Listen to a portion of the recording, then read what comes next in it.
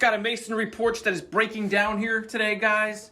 And we're gonna be completely tearing it down, rebuilding new, and doing new rails all in one video for you today, guys. So if you got a few minutes, kick back and watch the entire process in action. First things first, we're completely tearing it down right now with just a shale bar. The reason that's happening is all the cinders that it was built on have deteriorated and are turning back to dust. That's because there was cracks and there was openings inside that water was getting into, causing freezing and thawing and causing what was cinders to break down. Cinders, when they get any kind of moisture, any freezing and thawing, break down.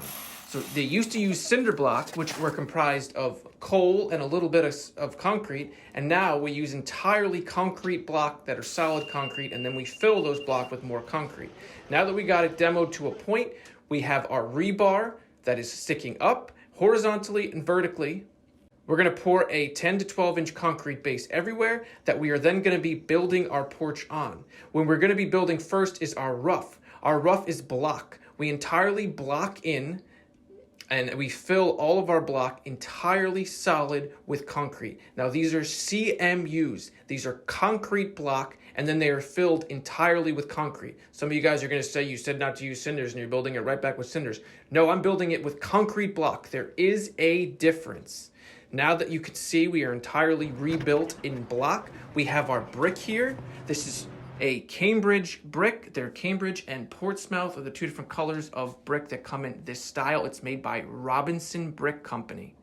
We get all our brick from our supplier, which is Abbey Hart.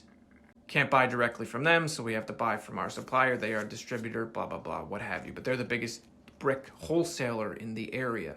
So we start with our bottom course and we work our way out. You have to make sure you course everything out because you want every step to be, when it's finished, 7.5 inches in rise. That means your first step has to be 5.5 inches in rise. So that way when you put your limestone on, you can get achieve your 7.5 inches. Now what you'll realize is the first step, you want 2 courses of brick exposed and you want 3 courses of brick exposed on every other step. The reason is once you have your limestone or bluestone or whatever your treadstone will be, you want there to be 2 brick showing. That will give you a rise of 7.5 inches as long as you laid it out appropriately.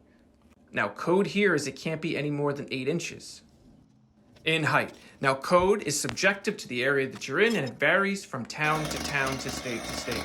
Now we're laying out for our top treads.